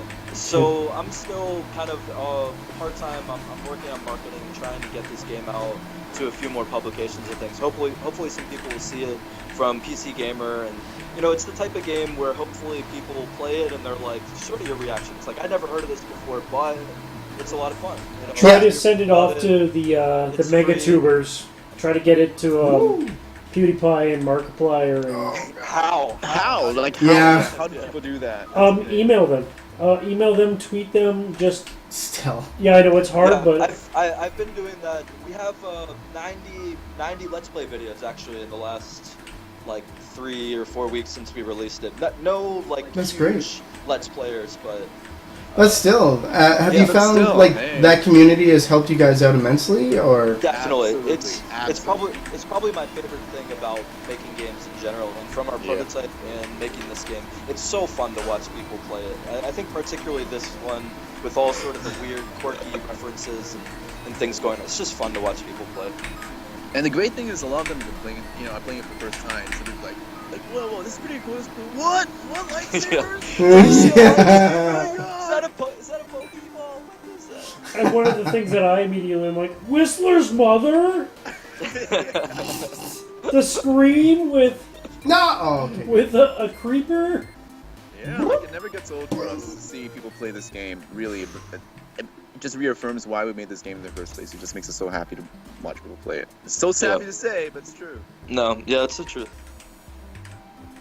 Well, I'll try to yell at some the big YouTubers, and hopefully they'll hear me, but probably not. You should do one yourself. Thank you. I'll totally do it myself. I would love to put this on my Blind Rage challenge. Fantastic. Please. Yeah, we love I'm not gonna lie though, guys. I'm sorry. I'm just not rage. What? That's a lot of sheep. That is a lot of sheep. I'm just not really a rage type of fuck. So you'd mentioned the screaming moment from before. I don't know if that's what David. Yeah, that was what I was thinking. This is another interesting sound moment where through Fmod Studio again, I can randomize different elements of the pitch. So every time you hit a sheep, it has a slightly different sound. So if you hit two sheeps together, it makes this sort of sheep harmony. And so David was like, wait a minute, if the two sheeps mix into harmony, what about 30 sheep? So the sheep orchestra sort of came in, the acapella group. People now know the genesis of the sheep pit. Yeah. Sheep genesis. I'm glad you guys came across it. We're so glad. We're really hoping that you get there, and you did. Yeah, we almost mentioned it earlier. I'm glad we held back. Yeah, me as well. Oh, there's so much strategy mixed into this seemingly kind of random game about which items you want to use when, which is cool. Exactly. The more that you play it, in fact, you get kind of an intuitive feel, what order you're supposed to burn things and what items are the best to transport with. How do you get over the tree? You definitely don't do it with the bowling cactus ball. or certain items, bowling ball, or it's and that's where some of the rage comes from. Is people that are playing the game right at the beginning, and they just get really frustrated because they don't know kind of how all the items work, and they just end up stuck on the tree or on some certain part. Is that a painting of Aphrodite? Yes. Yes, it is. That was the Aphrodite. Sorry. Yes. And one of the things that we've been really happy with so far as well, just watching people sort of improve. There's a very clear improvement curve. It's once people get the right items that they use, it becomes almost second nature, and they don't even realize it. That and get better, and they see more things. So we know, like, okay, we're pacing the game right. Usually, there are the times where like I see 90%. some of the Let's Players where somebody will get like 30,000 their first time, and then they never cross like 2,000 again. That's something. Oh yeah. That's usually me when I'm like, oh, okay, I'll stream Impossible Game tonight for 20 minutes. And it's like the first time I'll get, halfway through a level. And then never again. I'm like that way too much where my first try is usually the best. And then I'll be like, I played this game, it was called Probability Zero. And the thing about this game was that it was a pitfalls sort of game where you would just constantly... The screen goes up and you constantly go down. And then while you're going down, you get power-ups. And it also, for some reason, just points up random probability facts on the screen while you're playing that you can never actually look at because you're so busy playing the game. But the very first time I played it, I made it to wherever, and then for the next 14 and a half minutes, I could not get anywhere in the game. Anywhere close. It's always the case where it's like beginner's luck. Yeah, exactly. And then you're bones for the rest of the time. God damn. A random question. For games where the screen's constantly like scrolling, do you feel that when you start looking away, that the whole world is also like scrolling in the opposite direction? Yes. It definitely plays with your perspective that way, for sure. There's one game that we've covered a couple times. Well, once it's called Centris, and it's a music creating game. But the thing about it is that it's all based around a scrolling wheel of like music, like blocks of music. It's like like a logic track, but if it was put into a circle. Yeah. Game, it constantly spins. I'm gonna check that out. It's an amazing game. It is very fun, and all the stuff that she's done. Her name is Samantha Kalman, and the game is called Centris. Centris. Let's write it down. I got it. Cool. Yeah. Thanks, Mac. And the thing about the game is that because it's just a spinning circle. When I finish playing that, the entire world is spinning. It's spinning. But you get to make some incredibly fun music. What game did that used to be? Descent 2. My friends always used to complain. Yeah, they always used to complain that it was like it made them sick. Because didn't it? Because there's no gravity and there's no up and down. You just sort of like I loved it. That's what got me into flight sims, though. I think. Wow. But that kind of feeling from those types of games for sure. Or like even if what's the other game that I play way too much? Minecraft. Not Minecraft. Yeah, Minecraft makes me sick. So much you use that as a game mechanic, like the whole the post screen effect of too much motion. That should be a mechanic somewhere. There was one from the Game Jam or something last year. You remember somebody posted that? Right, but that's a color. That's color instead. Color. Like, yeah. Oh yeah, word of advice to all aspiring developers: do not use opposing colors because it'll make you barf. Well, I mean, color palette and design is such a huge part of game development. I played a game. It's all these. I played a game, but it's all memories. But it was called Neon, and it was a 3D platformer. But the problem is that they used such bad color combinations, like blue and orange. Red. Colors. Red and green, to the point where I had to stop. I had to nausea quit. Ouch. I was like, I get it halfway through the second level, and I was just like, I have a nice 32-inch monitor at home. And then finally I was like, I'm gonna stop because I feel like I'm going to throw up everywhere. So now imagine if someone made a game like that for the Oculus. For the Oculus, you're gonna. Yeah, I'm sure that's what's inadvertently going to happen once the Oculus becomes explosion more readily available. You're going to see people that accidentally cause games that have a bad color combination and just make everything barf-inducing. It's so funny, like a about No! years ago, there was a project that at ETC here as well, where they played around with different ways they can make people feel sick in the Oculus. Like it was literally like that. They had a project where all they did was made you wear the Oculus and made you like answer a questionnaire, but whether or not this is making you nauseous, whether this was making you barf, you're gonna barf. I play tested for them and I regretted it immensely. It was Yeah. I was like, horrible. oh, I'm gonna play some fun games on the Oculus. It's gonna be awesome. No. And that was exactly what they're doing. It's like, how sick can we make Mac? Yep.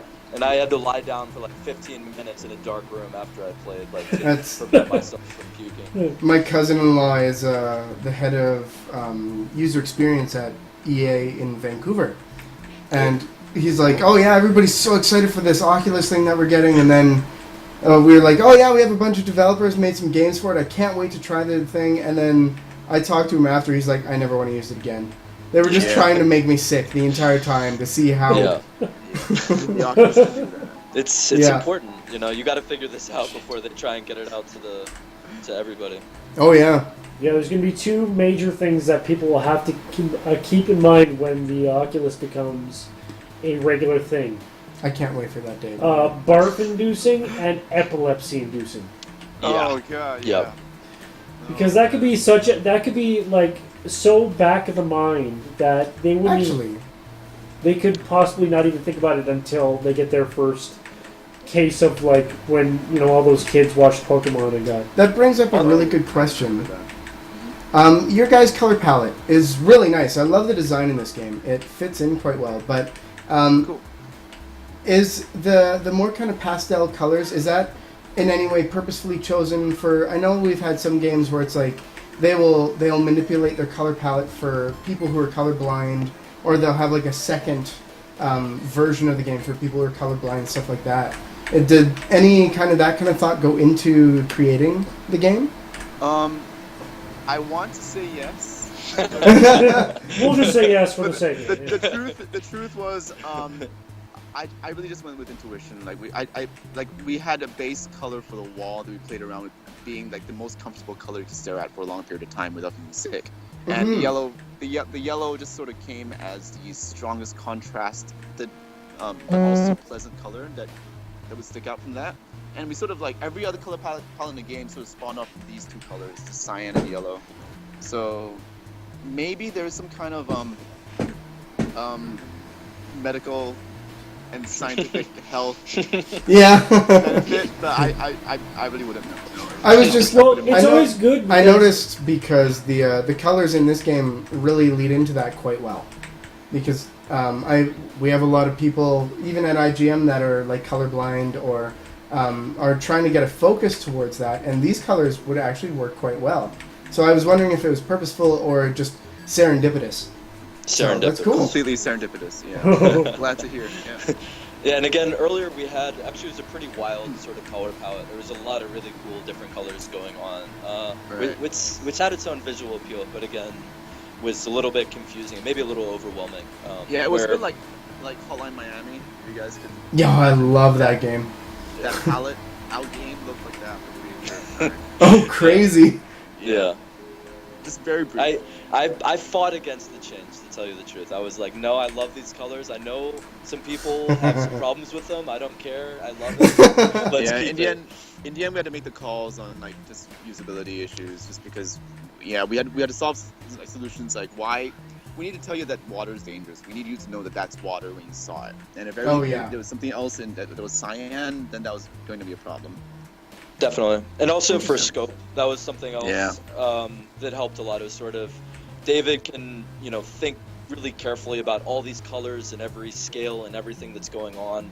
Or if we keep things more monochromatic, he can really just go and create all sorts of objects, which was, I would say, one of our biggest goals, was just to have a ton of different types of objects. So it helped that goal in a We have a limited board amount of time. in our room where we basically write down all the features that we want and we prioritize them. And at the very top, we have shitloads of assets. No, Millions of assets. Millions of assets. We're upstanding gentlemen. We don't use that kind of language. It said millions of assets. Oh. Millions of assets. Sheep just assets for me. Sheep, why? Oh, we love it. Yeah, Yes, sheep pit. The sheep. Okay, pit. Mac, I'm getting a message from our friends. They're like, "You guys are too soft. Speak up." We're too soft. Maybe I don't know. Maybe it's our iPhones are just like tweaking out volumes. Maybe. I'm not sure. Yeah. Sorry about that to any of the ETC listeners out there. Sorry, guys. I'm usually loud as hell, so I is. guess I'm probably trying to be. So That's this must be a probably treat for them then. Like, finally, Max being a little quiet. Enjoy it while it lasts. Oh god. Okay, we got this. We got this. Whoa, no. Yeah, we don't got that. Would have had it except for that little glass of water. Sketch says, seriously, who owns that many pairs of glasses? Maybe if they would stop burning them and quit putting them in difficult to reach areas, they could save some money. Yeah, No, well, see, people, this write is in very- and go like, "Why do you have like 4 TVs in a row?" Or like, "Who owns like 3 wardrobes at the same time?" Who puts 30 glasses of water sitting in their house? You need to sell. You need to sell this game to A&E, and it's called Hoarders Burn Everything Edition. Oh, there it is. That's the marketing strategy there. Yeah. You sell it to them, and that way, then the people that are OCD can I could just get see- over the fact that they're OCD. Or I could just see the game promo hoarders. being like the middle of a Hoarders episode, and then just at the end be like, "So we found a way to deal with your issue," and like with a match and gasoline, just throw the match. It could be very therapeutic for them, help them It's all about the good parts. get rid of the hoarding addiction. So I much like it. water. It's a good cross promotion here. What was that? Is this house the home from Signs? Where is Mel Gibson? Yes! Yes! Somebody made the joke! Okay, literally, They like got the 5 reference. times through last semester, I was like, I can't wait for these Let's Play videos. I can't wait for somebody to make the Signs joke about actual whoever it is. You're the first person to make it. You Oh my god! Good It job, made Mac Sketch. really happy. Thank you. You made me very, very happy. Sketch Attaboy, wins the Sketch. internet for the day. The funniest We thing love is we keep Sketch. saying it like it's like this is like the guy from Science, and people be like, "What? M Night Shyamalan." You know, the Nobody guy who said made it. one good movie and a bunch He of made shit. Last Airbender, the Yeah. really great... He made Lady in the Water and... No one made the joke. What a twist! Hey, that no smoking sign was on fire. I'm not even going to point out the irony in that. Yeah, I have to say that was Mac's idea. He said it, and I was like, "Yep, I'm making non-smoking signs." Yeah. A lot of people point that out. There's the new show with Dwight from The Office or something like that. I saw a commercial for it the other day. But he's like standing in front of some burning house, and the police officers come up to them, and they're like, "There's no smoke in here." And he says like all suave, like, "Tell that to the house, tell that to the burning house behind me," or something. Reminded me of that moment. Oh, that's funny. You know what? We're out of time. No. Oh, okay then. No. One That's more how time. awesome Thanks this, so much for having us, guys. You guys are champs. Thank you so much. Yeah. That's how Really awesome appreciate this was. When we get a game that can just keep us talking, and the gameplay is just continuous, and we can just chill and chat. That's the best type. Yep. Keep stalling, Giant. I'm almost done. You almost done? So what's your plans for making tons of money in the future? What kind of get-rich-quick schemes do you guys have in your pockets that we can cash in on? Let's see. We're probably the wrong people to ask that. Like everybody that comes up, they're like, "You guys are so stupid giving this game away for free. It's so good. You need to charge for we're it." fighting so hard for this. I think I was gonna You're ask not that. the yeah. first. You're not the first people Actually, developers last- we've talked to that give last away week- games for free. However, what everybody doesn't know is that you guys aren't in school for game development. They're actually psychologists, and they're dealing specifically with treating pyromaniacs. And so Pyromaniacs. what they're doing is trying to create their own, It's pyromaniacs, hoarders, and OCD. Yeah, exactly. You got everything you need right here. crap. Our gig's up, David. They figured Yeah. this out. I had no idea they would guess right on the dot. These guys are smart. We know you. We can see right We thought through we you. fooled them. Yeah. Oh Not man. wrong. Wow, that was fast. Anyway, I also want to say thank you so much, guys. The fact that this is a free game blows my mind. We need to get the link into chat for anybody that wants to go play it yourself, see how much you can burn. My total was just shy of 30,000. So, Pretty Not too good. bad. Pretty good. Not too bad at all. Yeah. thank you. So other than that, thank you guys so much for being on the show. Let us know when and if you have new games up or whatever you guys get up to once you've graduated. And congratulations on graduation. It's not there yet. I would say it's A few more months. It's pretty likely, but it's not there yet. Yeah, We're- Pittsburgh doesn't we're in good freeze us shape. into ice first. It's cold. But yeah, cool, thank you man. so much. We'll definitely be letting you guys know what we're up to in the games we make in the future. Hopefully, we'll be making games for a long time. If somebody gives us a job. Yeah. Hint. Everyone Yeah. listening. Yeah. But yeah, thanks so much for having us. And anything else we can help out with in the future, don't hesitate to ask. Yeah, Exactly. and vice Thank you. versa. Alrighty, guys, Thanks and so much, everybody guys. else, thanks so much for joining us. And until next week, from the Average Giants and IGM, much love, and I guess we'll see y'all then. Have a good night.